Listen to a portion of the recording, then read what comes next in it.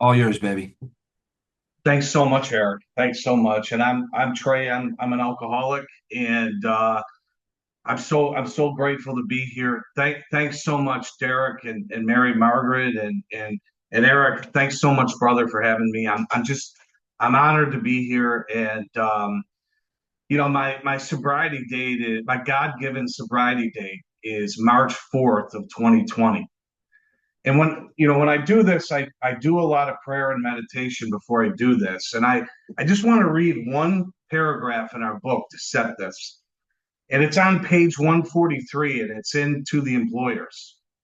And it says in the middle of the page on 143, it says, if your man accepts your offer, it should be pointed out that physical treatment is but a small part of the picture.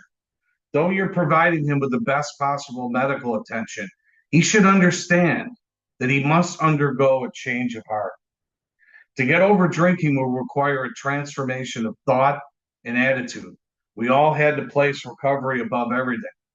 For without recovery, we would have lost both home and business. And to me, I really love that. There's a Christian missionary, and he's an author, and his name is E. Stanley Jones, and he talks about cirrhosis of the heart, okay, and he talks about the fact this hardening of the heart, and I can completely identify with this, and this is where we get this hardness in the heart and that anger, and our book talks about Fritz Mayo, our Southern friend, okay, that basically like a thunderbolt had this change, this transformation of the heart that was convincing, okay, and that it was moving, and that when he did this, his cornerstone was fixed in place, and he never drank again, okay, and ultimately, the central fact of my life today is the absolute certainty that my Creator has entered into my heart, okay, and he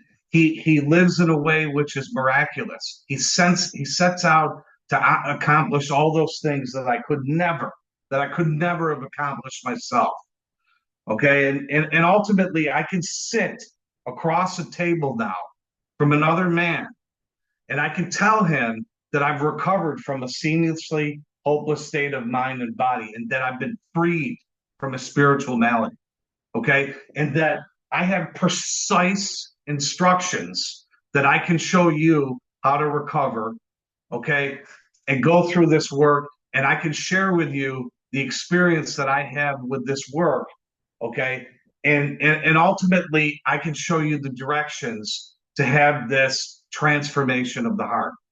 All I have to do is tell this man, okay, that I showed up with a supply of willingness, and God showed up with a supply of power, an absolute truck of power. And ultimately, when I came, and today, I have an enormous amount of power in my life, and none of it is mine. None of it.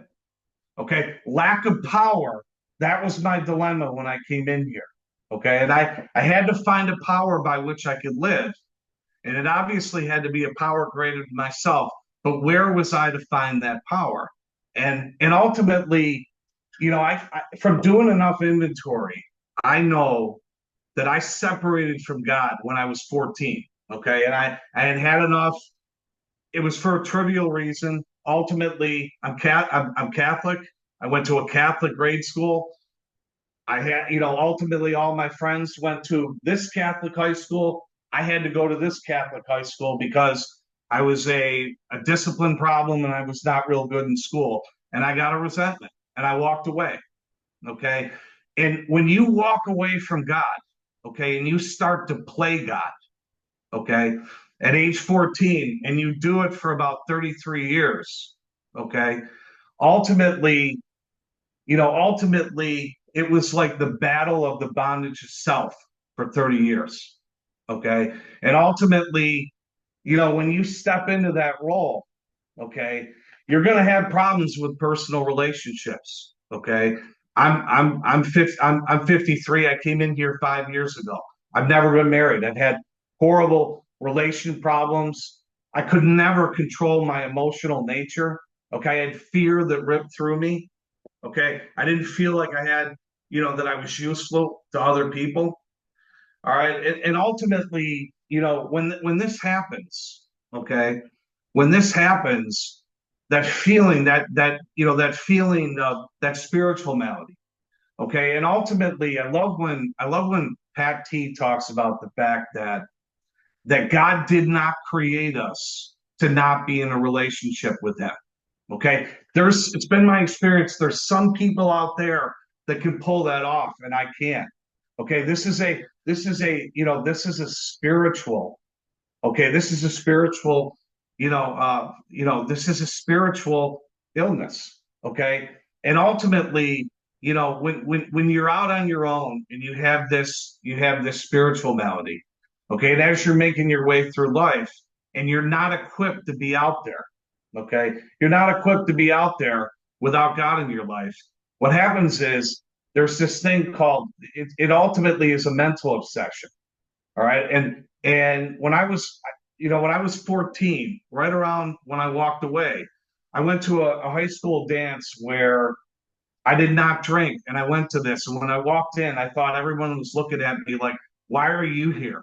No one wanted to talk to me. I was the biggest loser at the entire event. I knew hardly anybody there. 4 months later, I went to that same dance and I drank. Okay. And it lit me up like a Christmas tree. Okay. It went from, I love how Clancy talks about going from kind of like Kansas in black and white during the Wizard of Oz. And all of a sudden it hits your body and the whole world rocks. And I had lines of girls that wanted to talk to me. Everyone wanted to talk to me. It was a spiritual, it was a phony spiritual experience. Okay. And I threw up, but I was ready to go the next morning. Okay. And as I moved on, okay, ultimately when you're playing God and you step into God's role, you're driven by fear. All right. And ultimately I was trying to fix everything out here. Okay. And nothing was working. And ultimately, when I was about 25, I had a, I went to work and I got a job as a financial advisor because I thought that if I was able, I had that talk with my father where he came to me and said, look, you got to get a wife, you got to get kids, you have to do this. And, I got a job as a financial advisor because of a resentment. And ultimately it was because I got dumped by a girl and I figured that if I could go out and make enough money, everything in here was going to be okay. And it started this thing where for years and years I doubled down and tripled down, and I tried to fix everything out here, and I was dying on the inside. And this spiritual malady, okay, this sense of separation, this spiritual illness, okay, that is would drive me to love, to have the effects produced by alcohol. And I loved it. Okay. And it was medicine for this spiritual malady. But the problem was when I started to drink, I couldn't stop. And like Dr. Silkworth tells us, okay, who Dr. Silkworth is a saint, tells us that this is repeated over and over and over and over and over and over again. This spiritual malady fuels, okay, the mental obsession. The mental obsession fuels the phenomenon of craving. My first step experience, okay, is that I'm a sitting duck to this. All right. Ultimately, 6 words. I am going to drink again. All right. Without God. Okay, here's I of myself, I'm nothing. Okay. Without God, I'm lost. And I kind of fast forwarded there. My sobriety date is March 4th. On March 3rd, okay, I woke up and it was like any other day. And I mean, I went to work. COVID was just beginning. I had a client of mine that was brand new. I was having issues with him. The world was breaking down. At the end, the last year that I worked, that I drank, I needed Valium to go into work. Okay, because I couldn't drink there. All right, and things had gotten so bad that I was taking Valium, and I worked I worked probably an 11-hour day, and restless. My soul was restless, irritable, discontent. I left work. It was a Tuesday night, and and I used to be years ago. I used to be able to wait to Friday. Well, I'm the real alcoholic, and what happened was I went to a bar. I walked into a bar, and I sat down. It was a bar restaurant. I knew the bartender. I had 4 or 5 shots of Crown Royal. Got a takeout order, and instead of getting in my car and going home, okay, I went to the bar next door, and ultimately, I drank to oblivion. Okay, and it was happening over and over and over again. And this time, I got in my car, and I drove home, and I hit a pedestrian. Okay, and I hit him, and I don't remember hitting him, and it happened at the end of my street. And I remember going into, in my apartment.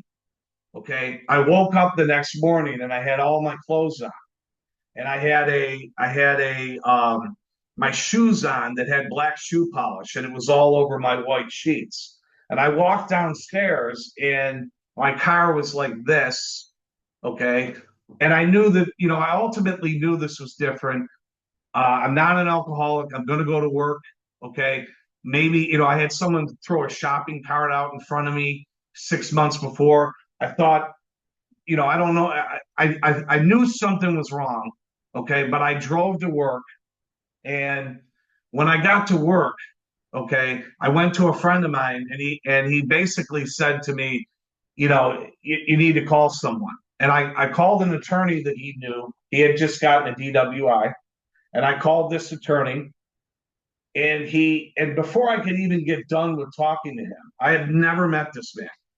And he said to me, "Could you have been at this spot at this time last night?"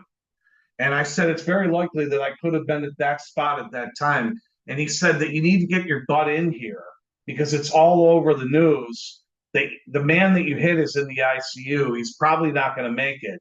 And I need you to get in here. So I went into his office. I sat down, and he was all nervous and jerky. And he looked at me, and he said to me, "Did you hit this guy?" Okay.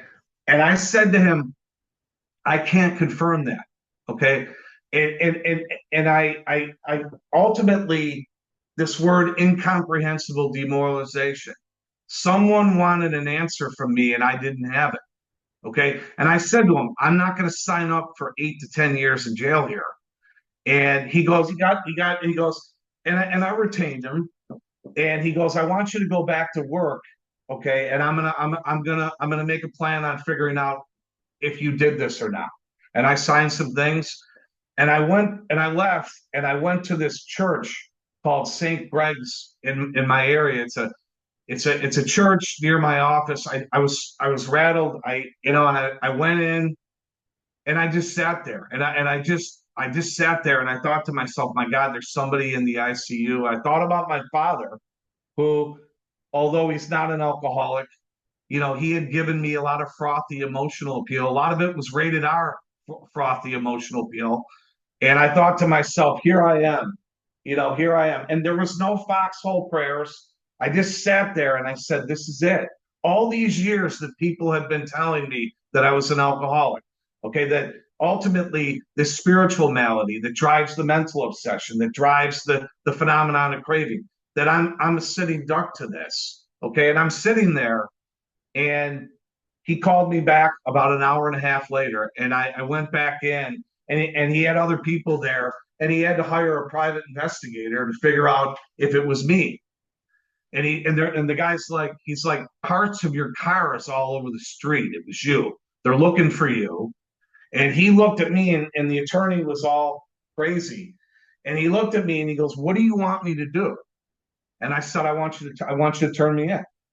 Okay. And he said to me, and he got all calm, and he said to me, he goes, ultimately, he said to me, he said to me, ultimately, you're probably going to do 8 to 10 years in jail. Okay. You got to pray that this guy makes it. Okay. And he goes, I'm going to give you a call back. And ultimately, I went back to work, and he goes, and he made me leave my car there. And he called the police, and the police picked up my car. And I went back to work. He called me and said, we're going to turn you in on Friday. This is Wednesday. Okay. So the next day, on Thursday, okay, I had, because it's on the news, and when I turned myself in, I had to tell the people at work, and I had to tell my parents. Okay, they were down in Florida, and I went into work, and I told the people from work. The attorney said to me, "You can tell your parents whatever you want, but don't. You need to tell the people at work. You don't want to. I need you to give them an overview." And I went into work, and I told the guys that I work with, an overview of what happened. And then I went to my brother's house. I have two younger brothers. I went to my brother's house. I called my parents, and I told them, I told them what happened. COVID is just beginning. Okay. Everything is shutting down. This is happening right in the middle of COVID. All right. And I that night, on that Thursday night, I went to my first Alcoholics Anonymous meeting. Okay. And I went there, and my brother said to me, "Do you want me to go with you?" And I said, "No." And I went there, and I met this guy. It was at our central office here. I'm from Buffalo, New York.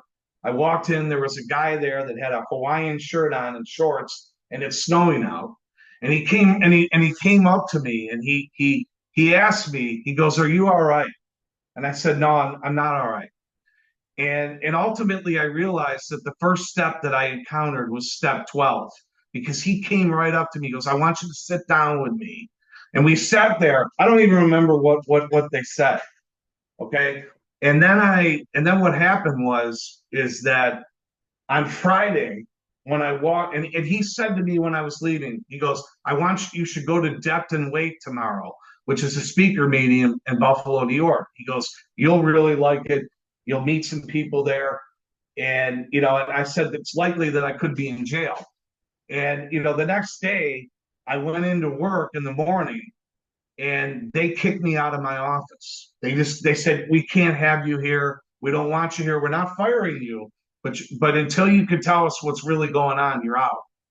And then the attorney called me on Friday and said, "Okay, we're not doing it today. We're going to wait until Monday to turn you in." And I went to that meeting at Depth and Weight on Friday night.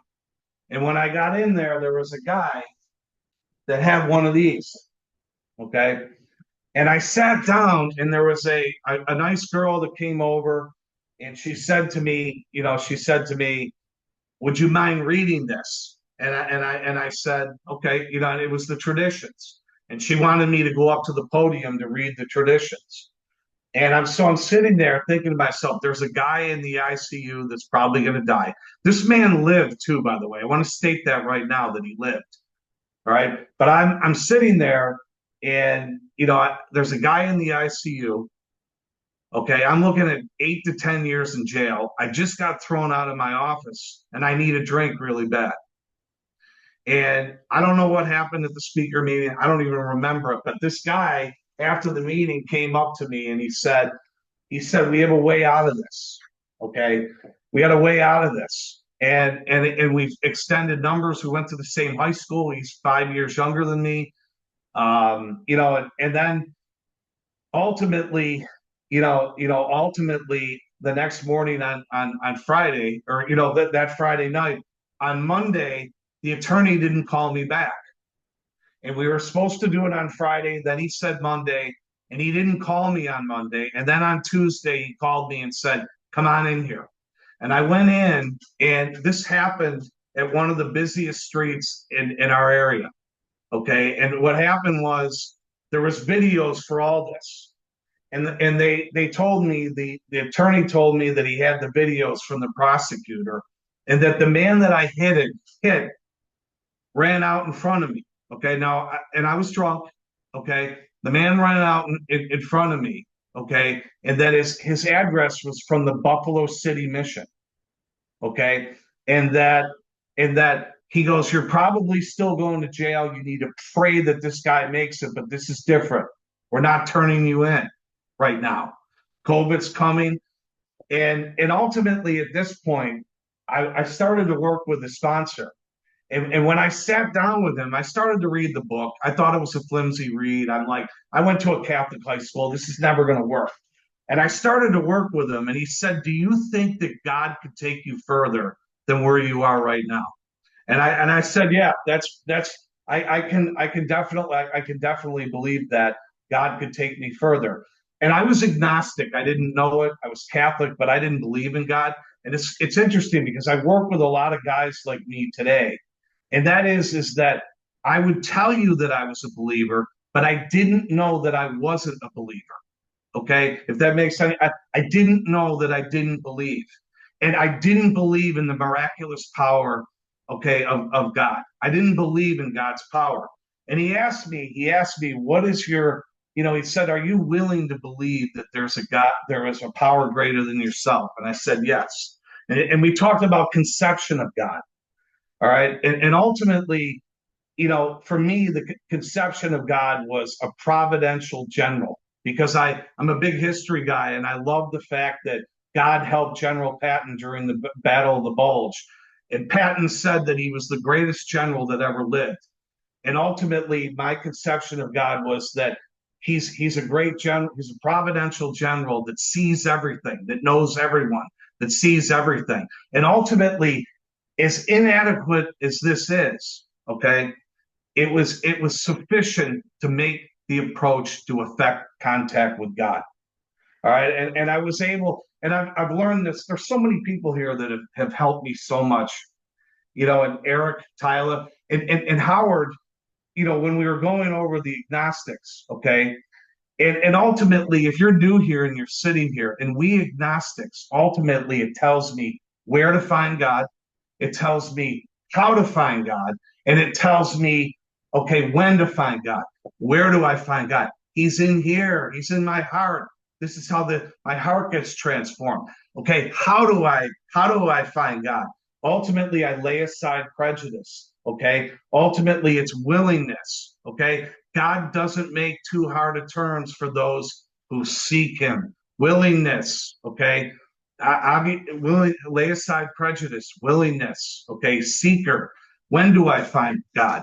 There's one that has all power, and that one is God. May you find Him now. Crushed by a self-imposed crisis. Okay, one that could not be evaded or postponed.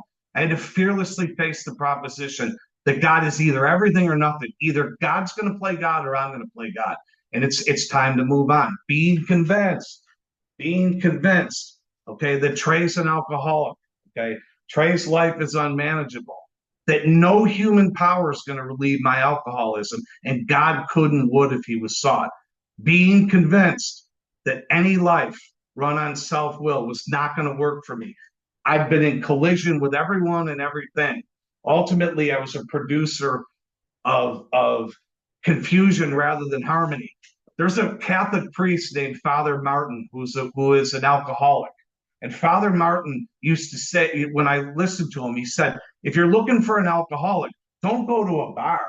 Okay, don't go to a bar. Go to an office building where people are walking on eggshells around people that are sober, because that's where the real alcoholic is. That was me. Everybody was, like ultimately, you look at it this way when it says, wasn't he in the delusion that he could rest, satisfaction, and happiness if he could only manage well? That's me playing God. It's a spiritual malady. All right. And ultimately, it says that, ultimately to make the decision to move forward, to close the spiritual malady. I want to move forward and close the spiritual malady. God is the director. He has a script for me. Okay. He's the principal. He empowers me. Okay. God is the Father. I'm His son. I'm a child of God. Okay. And it says that when I make this decision and I affirm it by doing the prayer, okay, that all sorts of wonderful things are going to happen. All of a sudden, I ultimately did feel peace, and I did feel new power that was coming in, and I became conscious of the presence of God for the first time in my life. But ultimately, okay, this is a beautiful thing, but without a strenuous effort to face and rid the things that are blocking me off from God, it's not going to work. Okay. And it says in our book, above everything, we have to rid ourselves of selfishness. Okay. And you go into the fourth step, all right. And it says that being convinced that self manifested in various ways, okay, is what caused my defeat. And it says that selfishness is just resentment, fear, and problems with sex are they're just a manifestation of selfishness. Okay, I've got a piece of inventory that I wrote right here. Okay, and I want to just go through it real quick. This is how I got free of a resentment with my father. And I was with my father last night for Father's Day, and it says as that I'm resentful. Okay, and we always pray before we start to write, and it says what's the resentment was with my father, and it says he's always frustrated with me. He's impatient. He's very short. The target is that my father doesn't love me. Okay, and I look at the self-esteem. I'm a great son. I'm successful. Okay, the fear is I'm not lovable. Okay, that I'm not successful. The pride is others should see me as being successful, but I'm not. The fear is I'm not respected. I want my father to see me as successful. And the fear is that he's abandoned me. Okay, it says insecurity. I need affirmation from my family. Okay, to be okay. Okay, and the fear is I'm rejected. Sex relations. A real man would not let their past with their father bug them. And then the pocketbook is no one should put their self-interest ahead of their children. So in the third column, I'm seeing where I'm playing God. I'm doing analysis of my ego. And what I'm seeing is ultimately how I think, feel, and how I believe. And ultimately, and to me, ultimately, with my father, okay, ultimately he's a tough guy. He's not an alcoholic. I think he has a spiritual malady. That's not I've never seen him drunk. Okay.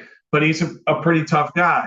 And ultimately, when we get to this point where we look at the realization, okay, and I have two younger brothers, and the realization was that, he'd come up to me and get angry about drinking. And at the family events, I'd always drink or I'd show up late. And ultimately, he'd get so angry. But what it was the fact of the matter that he just cared about me. All right. He loved me. All right. He's not the type of guy that's going to come to me and tell me that, hey, I love you. All right. But and I see in the realization that I'm doing the same thing to my two younger brothers are that my father's doing to me. Okay. And it says, God, please save me from being angry. And it says right here, and this is what really helped. This is a sick person like myself. How can I be helpful to him? God save me from being angry. And ultimately I can see the fear, okay, that he didn't love me. Okay. It drives the delusion. Okay. It drives the lie. Okay. That, that he doesn't love me. All right. This delusion, okay, or lie, it drives the selfish attitude. And the selfish attitude drives the self-seeking actions. Okay. And ultimately, from a lot of prayer and meditation, from doing this, I know that I was at a wedding probably 15 years ago, and my father was at the same wedding, and there was multiple parents, and there was a fight. And I happened to be in the middle of it trying to break it up. And somebody took a swing at me, and my father went after the guy. And everybody there was amazed that my father acted the way that he did. The wedding wasn't ruined, but my friend said to me, my God, he goes, I wouldn't mess with your father. What I realized and how I got free of this resentment was this. Okay, my father's not going to walk up to me and tell me, look, I love you. Okay, but what he will do is that he's all in for me. And I recognize that's not how he shows love. He shows love, okay, by being there for me. When I was in this accident, he wanted to come back from Florida. And like he wanted to go to court with me, and I kept saying to him, "You can't come because it's the middle of Florida." So ultimately, this is how we master these resentments, and ultimately it's the fear. The fear is the driver, and it is a firing mechanism for all character defects. And and ultimately it is fear sets in motion trains of circumstances, okay, that brought us misfortune, okay, that we didn't think that we deserved. But wasn't it Trey that got the ball rolling? Okay. And ultimately, I mean, I can see that, ultimately when I did the sex inventory, all right, I've never been married. And when I wrote this out, I could see a pattern of fear, okay, driving, okay, situations where the first couple times I go out with a girl, everything's fine, but all of a sudden I don't think I'm good enough. And all of a sudden the fear comes in, my demeanor changes, and it was happening drunk or sober. I had this happen to me when I was sober. The same stuff was happening after I came into Alcoholics Anonymous, and I recognized perhaps there's a better way. Maybe it's because self-reliance failed me. Maybe it is that I need a sane and sound sex ideal. And I went through that. And ultimately, my sane and sound sex ideal today is that, look, I'm not going to have a relationship, okay, with a woman without God being at the center of the relationship. And ultimately, it's good communication. And it's also the fact that, and having some humor in Rule 62, not taking things so seriously. And but ultimately, and then in 6 and 7, and ultimately, Tyler's really helped me with this. And I listened to one of her workshops, and ultimately, when you're dealing with character defects, and ultimately in the fifth step, we're looking for the nature of the defect. Obviously, it's fear, and this selfishness and fear, and I had seen where I had wore the mask. The alcoholic leads a double life. I found all the things that were objectionable, and on my own power, I could not do anything different. And I asked, you get down on your knees and become willing. And it's been my experience that when I show up with willingness, God always shows up with the power. And, ultimately, like, what Tyler was saying, this that character defects are like on this tree. All right. And I can go up and start cutting all the character defects down. But ultimately, what it is I need a bigger God in my life. I need God to get bigger and bigger. And that's been my experience. And as I've done that, the fear has come down because I can't work on the character defects. The work is my eyes are on God. And the bigger that God gets in my life, the more that the character defects go down. Ultimately, I just want to get into the amends because ultimately, as I got into the amends, and this was in August, okay, of 2020. And ultimately, I had to go, what happened was I ended up getting a misdemeanor for leaving the scene of a bodily harm accident. And I have not done a amends to the man that I hit. I thought for sure that I would see him. I thought that he would sue me. He did not sue me. Okay, I have not seen him in 5 years. I know that he's alive. I went, and what happened is that I got 200 hours of community service, and I ended up at a place called St. Luke's Mission of Mercy. It's a Catholic missionary. It's not part of the diocese, and I had to go there for community service, and I remember the first day that I went there, I met this woman named Amy. Okay, her name is Amy, and she's in a wheelchair, and she does 1,000 meals a day. She's running a missionary, and she's got a homeschool. And I went up to her and I said, I'm here for community service. And this little girl walks over to her and said, "Does God have a reason for him to be here too?" And I just looked at it, and I wanted to sit down. And she goes, yeah, God's got a reason for him to be here too. And I wanted to sit down with them and talk with them, but I ended up taking garbage out all that day.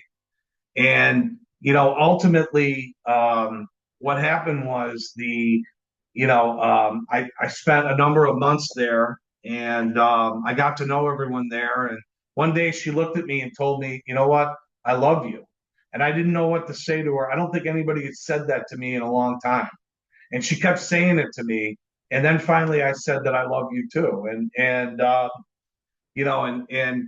when the community service was over, okay, when the community service was over, I went to her and I said that I wanted to be a volunteer.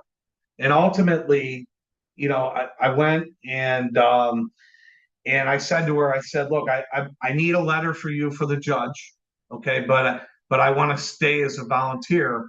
And she looked at me and she grabbed onto my hands and she said, we were praying that you were going to say that. We don't know what you did, but we're glad that you did it.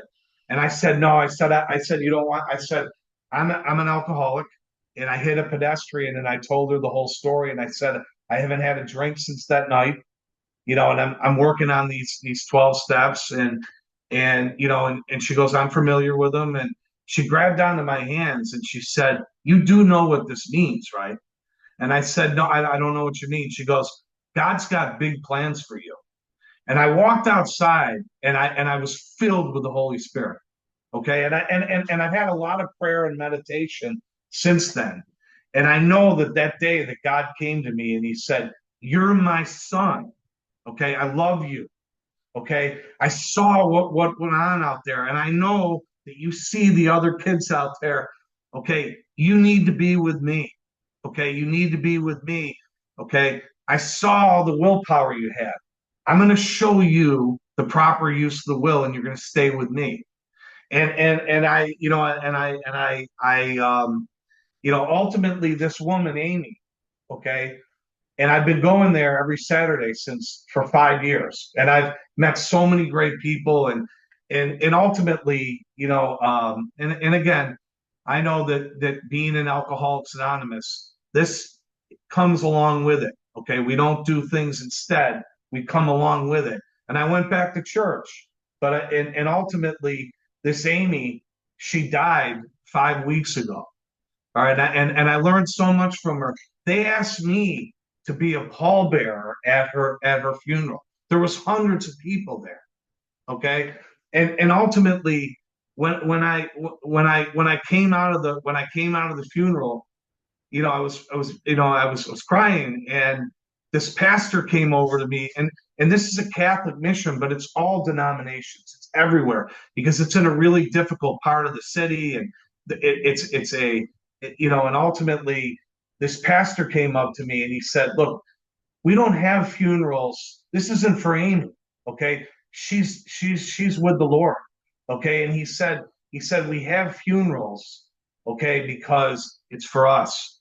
Amy's work is done, and he said that the Apostle Paul had said that we all want to be with God, okay, but there's work to be done here.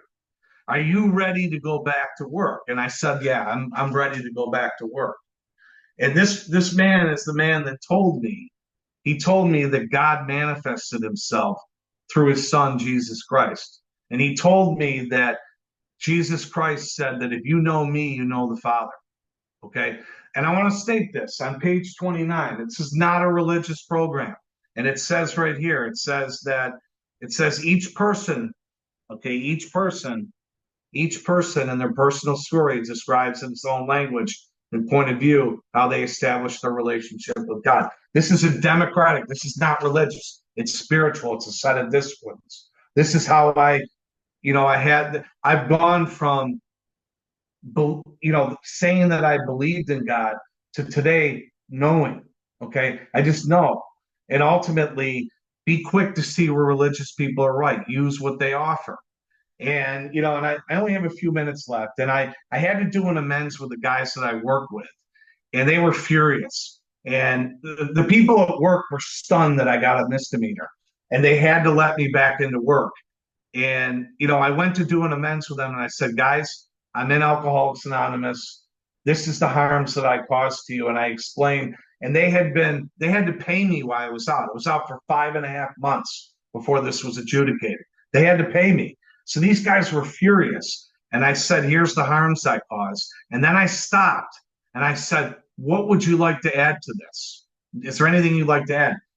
They went on for 45 minutes. Okay. I thought they read the book. They were talking about a guy that was selfish, self-centered, that was in collision with everyone and everything. And I said, how can I make this right? And they said, you can pay us. All right. And ultimately, and they go, we don't think that you can do that. And I said, please let me come in, let me be a team player. And they did. They let me in. And I still work with them today. And they came to my home group in March and they gave me my 5-year coin. And it was very, very, and it was really, really, it was, we were crying. And now I talk spirituality with one of the guys and ultimately I only have a few minutes left and I'm very, and ultimately I live, in 10, 11, and 12. Okay. I have been, ultimately I do on awakening, and ultimately growing in effectiveness or growing in understanding and effectiveness. I do step 10. And then I do the nightly inventory. My home group is at 7:30 every morning, 7 days a week. I live 2 miles from there. My office is 2 miles from there. It's a great way to start the day. I'm sponsoring people, and I saw this. I remember seeing Pat T on here, and he did a thing on self-defeating beliefs, okay, with principal inventory. And I've been working with I'm working with sponsees only because of the people that I've met in this room, because I've got the experience and from you guys and this self-defeating principles. Okay, when I sit down with somebody and I ask them when they're about to write the third step, I say to them, do you know what the principle? I want you to write some principles out. What they are is self-defeating beliefs. Okay. And what happens is I'm talking to these guys. Most of them are really smart guys. Okay. But somebody, and this happened to me, somebody told them, okay, somebody basically told them that they would never amount to anything. Okay. And they believed it, and I believed it. Okay. And ultimately, are you meeting what God's potential is for you? Do you want to find out who you really are? Okay. That you're a child of God. Okay. And ultimately, He's giving you, gifts. Okay. And ultimately, I'm not talking about being an HR guy or trying to help people with jobs. Okay. But what this is these self defeating beliefs, they've got to be challenged. Okay. And ultimately, what it is that isn't it that self reliance failed us? Okay. And ultimately, I have them write down some of these, and they're all the same. Okay. But I'm working with people that are 20 years younger than I am. Okay. And ultimately, they're smart people. And ultimately, I look at it from this perspective is that God, okay, gave each of us gifts. We're all equal in the eyes of God. We're all the same. Okay. And He gave us certain gifts for a certain purpose that we have to be in.